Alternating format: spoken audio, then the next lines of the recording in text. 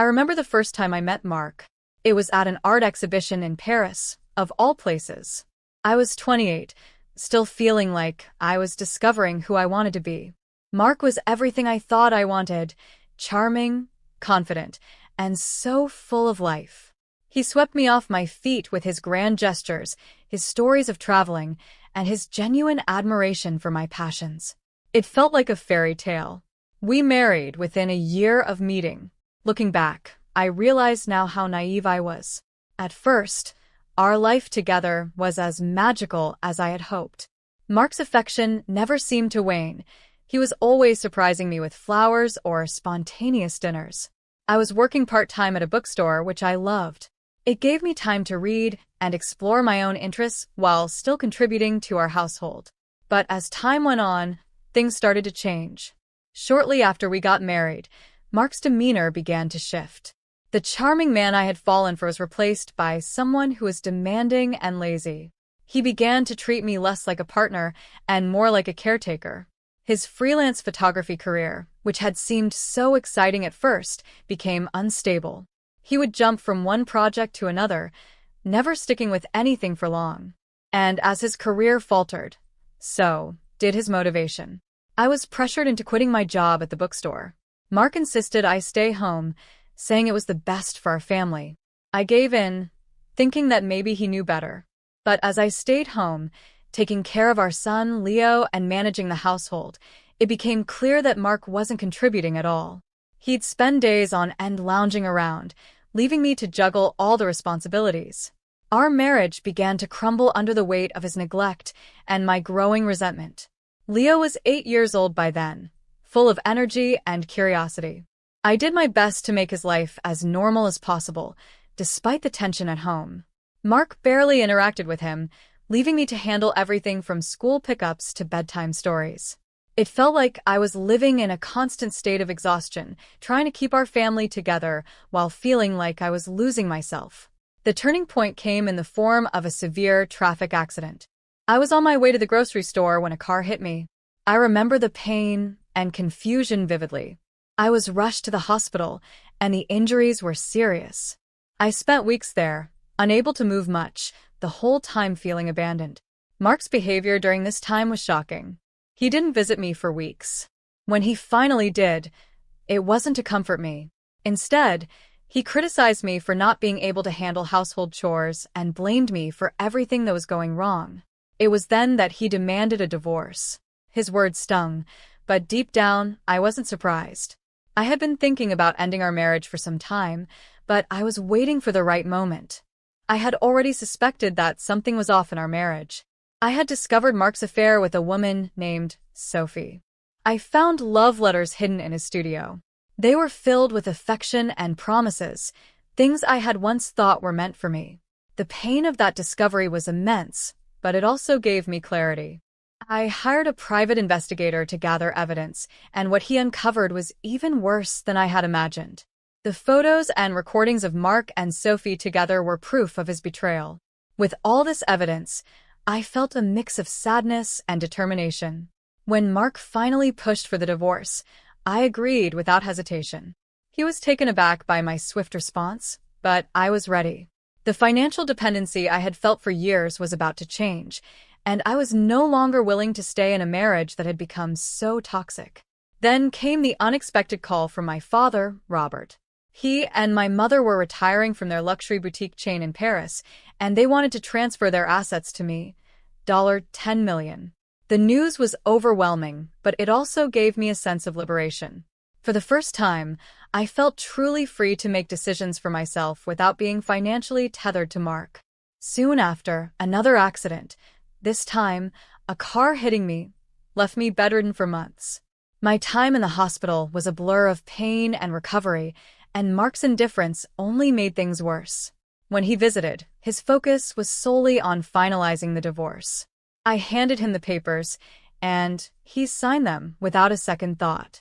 Living with my parents while I healed was a comfort. The support they provided was a balm to my wounded spirit. I knew I was making the right choice, but the journey ahead was still uncertain. The sense of freedom I felt was tempered by the challenge of rebuilding my life from the ground up. As I lay in bed, recovering from the accident, I couldn't help but reflect on everything that had led me to this point. I was determined to reclaim my independence and rebuild my life, no matter what challenges lay ahead. Little did I know the real test was just beginning. Life after the accident was a whirlwind of emotions and adjustments. I was still in the hospital, my body slowly mending from the injuries, when I made the decision to finally move forward with the divorce. Mark's visits were sporadic and cold, often more about finalizing the paperwork than about showing any real concern for me. His attitude only reinforced my resolve to break free from the toxic relationship. I remember one particularly difficult day. I was lying in bed, my body aching with every movement, when the hospital room door opened. Mark walked in, his expression as indifferent as ever. "How are you feeling?" he asked, but there was no warmth in his voice. "Still in pain," I replied, trying to keep my voice steady. Mark nodded, but his next words were a harsh blow. "I need you to sign these papers. We need to finalize everything. I've got things to do, you know." He thrust a stack of documents at me, barely glancing at my face. It was as if my suffering was nothing more than a minor inconvenience to him. I took the papers with trembling hands and signed them, my heart heavy with the weight of finality. I had already prepared myself for this moment, but it was still a painful realization of how far we had fallen. As I was preparing to leave the hospital and move in with my parents, I couldn't help but feel a strange mix of relief and apprehension. My parents, Robert and Linda, were waiting for me at their home, eager to help me recover and support me in any way they could. Their home was a stark contrast to the environment I had left behind, warm, loving, and filled with the reassurance that I wasn't alone in this. I spent several months recuperating at their house. Every day was a struggle, but it was also a chance to rebuild my strength and my spirit. During this time, I tried to focus on myself and my future. My father's unexpected gift of financial independence was a beacon of hope. I knew it was my chance to start over, to take control of my life and find my own path. As I started feeling better, I began to think about what I wanted to do with my newfound freedom. Returning to graphic design had always been a dream of mine, but I hadn't had the opportunity to pursue it fully. Now, with the financial security my parents' gift had provided, I could finally consider it seriously. One day, while I was still recuperating, I received a call from Mark. His voice on the phone was hesitant, almost pleading. "Emma, can we talk? I know things ended badly, but I've been thinking a lot lately." I was taken aback. "What do you want to talk about?" "I know I made a mess of everything," he said, his tone surprisingly contrite. "But I need you to know that I'm sorry. I want to make things right." I could hardly believe what I was hearing. "You want to make things right now? After everything you've done?" Mark's silence, on the other end, was heavy. "I know I messed up, but I didn't realize how much until it was too late. Sophie, she isn't what I thought she'd be. She's not like you." His words stung, but they also confirmed what I already knew. His second marriage was falling apart. I wasn't sure what Mark expected from me, but I had no intention of going back to the life I had left behind. "I appreciate the apology," I said, my voice steady. "But I'm not interested in revisiting our past. I've moved on. And you still have responsibilities, alimony, and child support that need to be settled." Mark's response was a mixture of frustration and desperation. "Emma, please don't do this. I need you to understand that I regret everything." I hung up the phone feeling a mix of relief and sadness. I had hoped for closure, but his call only reminded me of why I had made the decisions I did. It was clear to me that Mark's actions had been driven more by regret than by any real understanding of the pain he had caused. As I continued to heal and reflect on my life, I felt a growing sense of empowerment. The freedom and financial security my parents' gift had given me were transforming into a renewed sense of purpose. I was determined to use this opportunity to rebuild my life on my own terms, to embrace my independence and reclaim my self-worth. Little did I know, the journey ahead would test my resilience in ways I had never imagined. But I was ready to face whatever came next, knowing that I had the strength to overcome it all. By the time I was fully recovered, I had settled into a new routine with my parents, and my life was beginning to take on a sense of normalcy again. My father's unexpected gift had given me more than just financial security. It had given me the chance to dream and rebuild. I decided to use this opportunity to return to my passion, graphic design. With the resources available to me, I could finally take the leap I had always wanted. I started small, taking on freelance design projects from home. It was a slow start, but each project reminded me of my capabilities and my love for the creative process. My parents were incredibly supportive, and their encouragement was a comforting constant in this new phase of my life. One evening, as I was working on a design project in the cozy living room of my parent house, the phone rang. It was Mark again. His voice, this time, was filled with frustration. "Emma, I need to talk to you. It's about Leo." I took a deep breath before answering. "What's going on?" "There's been a problem with Sophie," Mark said, his voice wavering. "She's not managing things well, and I'm struggling to keep up with everything. I need your help with Leo." I was taken aback. "Help with Leo? You've been absent for so long, and now you want to involve me?" I know, Mark said quickly. "I've made mistakes, but I'm trying to fix them. I just don't know how to manage everything with Sophie falling short." His words were frustrating.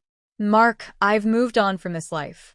Leo deserves stability, but I can't just drop everything to fix your problems." Mark's response was desperate. "Please, Emma. I'm at my wit's end here. I need you to help us work something out for Leo's sake." I was torn. My first instinct was to protect my son from any further disruption, but I also knew that I had my own life to rebuild. I agreed to meet with Mark to discuss Leo's situation, but I made it clear that any involvement would be on my terms. The meeting was uncomfortable. Mark looked exhausted, and Sophie was nowhere to be seen. "Emma, thank you for coming," Mark said as we sat down in a small cafe. "I'm trying to make things right, but I need your help." I studied him, seeing the weariness in his eyes. "What exactly do you need?" "We need a better arrangement for Leo," Mark explained. "He's been asking about you and seems unsettled. I'm struggling to manage his needs, and Sophie, she's just not fitting into the role of a mother." The reality of the situation was hard to ignore. Leo was caught in the middle of a broken family, and despite everything, I knew I had to be there for him. "All right," I said, trying to stay calm. "I'll help coordinate some arrangements for Leo. But this needs to be done properly, with clear boundaries." Mark nodded, visibly relieved. "Thank you, Emma. I appreciate it." We worked out a plan that included regular visits and clear communication about Leo's needs. It wasn't perfect, but it was a start. I had no illusions about Mark's intentions or his ability to handle everything perfectly, but I needed to ensure that Leo's well-being was prioritized. As the weeks passed, I found a rhythm in my new life. My freelance work picked up, and I began to feel a sense of accomplishment and purpose. I was finding joy in my work and comfort in the love and support of my parents. My relationship with Leo improved, and seeing him happy and thriving brought me a sense of fulfillment I had missed for years. Mark's situation with Sophie continued to unravel, but I remained focused on my own path. It was clear that Mark's problems were far from over, but I chose not to dwell on them. My priority was to be a supportive mother and to continue building a future for myself and Leo. One evening, as I watched Leo playing in the park, I felt a profound sense of peace. The journey to this point had been filled with challenges and pain, but it had also been a path to rediscovery and empowerment. I had faced my fears, stood up for myself, and embraced a new beginning. Life wasn't perfect, but it was mine, and I was learning to navigate it with strength and resilience. I knew that the road ahead would have its own set of challenges, but I was ready to face them head-on.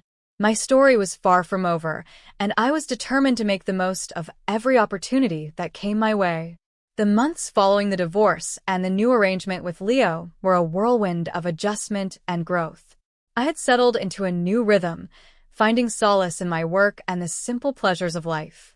It was during this period that I received a call that was both surprising and unsettling.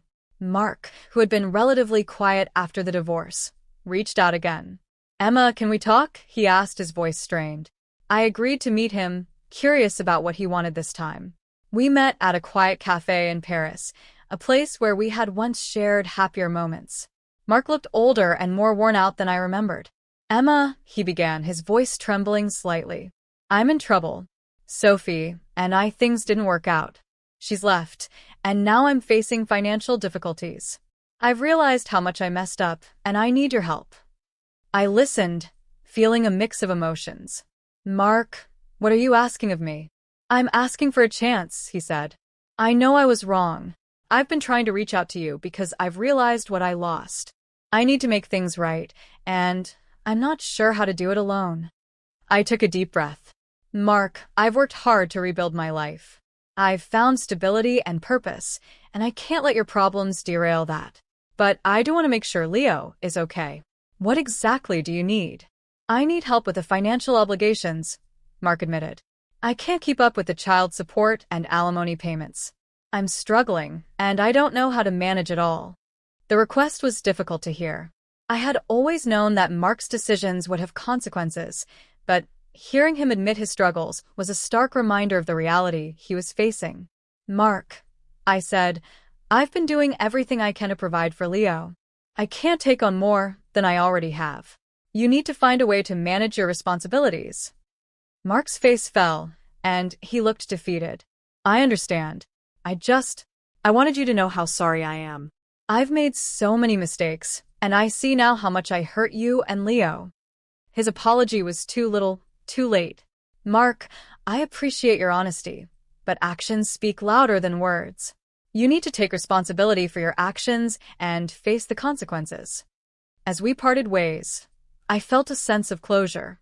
Mark's struggles were his own to deal with, and while I sympathized with his situation, I couldn't let it affect my own progress. I had worked hard to create a new life for myself and Leo, and I wasn't going to let anything jeopardize that. Life continued to unfold, and I found joy in the simple things, working on design projects, spending time with Leo, and enjoying the support of my parents. My relationship with Leo grew stronger, and I was grateful for the stability we had found together. One day, as I was working at the bookstore, a familiar face walked in. It was an old friend from my past, someone I hadn't seen in years. We caught up over coffee, and I shared my journey with her. She listened attentively, offering support and encouragement. You've come so far, Emma, she said. It's inspiring to see how you've turned your life around. Her words were a comforting reminder of how much I had accomplished. The road hadn't been easy, but I had navigated it with determination and resilience.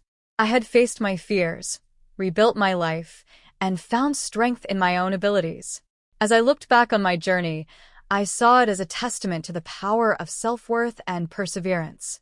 The story of my life was one of overcoming adversity and finding empowerment in the face of challenges. I had learned that true strength comes from within and that embracing one's own value is the key to personal growth and happiness. The future remained uncertain, but I was ready to face it with confidence. My story was a continuous journey, and while the road ahead might have its own set of obstacles, I knew that I had the resilience and strength to navigate whatever came my way.